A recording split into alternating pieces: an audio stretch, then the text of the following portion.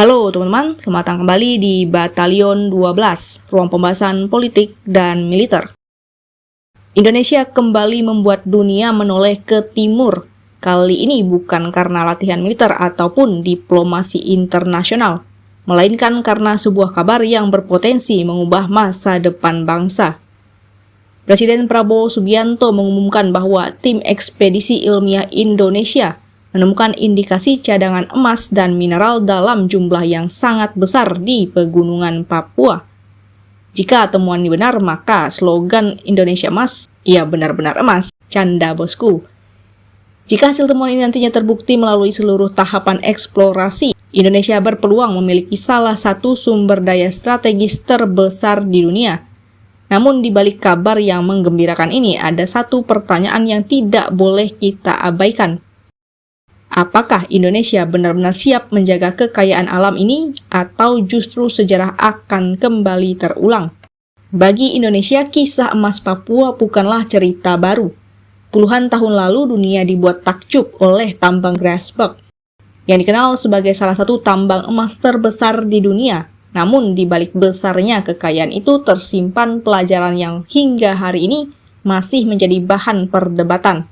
Selama bertahun-tahun, pengelolaan tambang tersebut didominasi oleh perusahaan asing melalui sistem kontrak karya yang berlaku saat itu.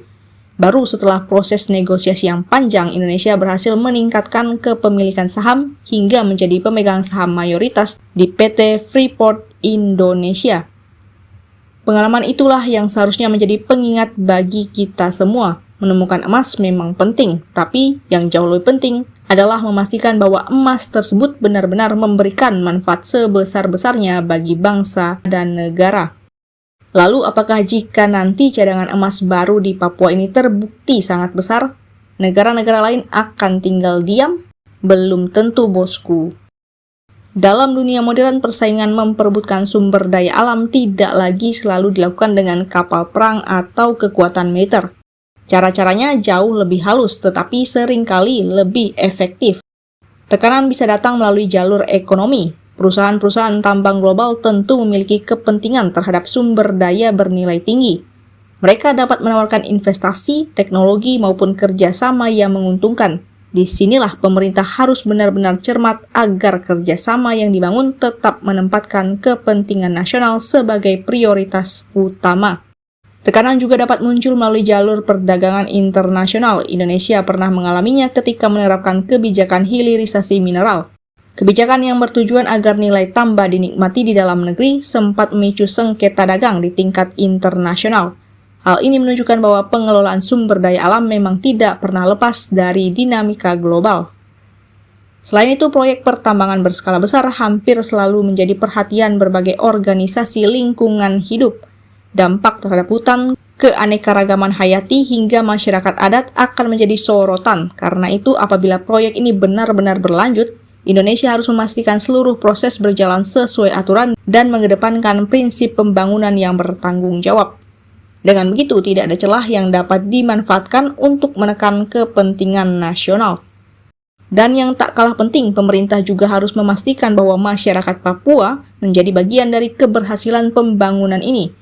Baik dari segi infrastruktur, lapangan kerja, pendidikan, layanan kesehatan, hingga perlindungan terhadap hak-hak masyarakat adat harus berjalan beriringan dengan pengelolaan sumber daya alam.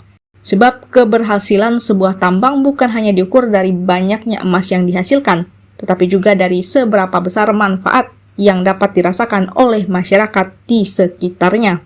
Meski demikian, masyarakat juga perlu memahami bahwa perjalanan menuju sebuah tambang masih sangat panjang.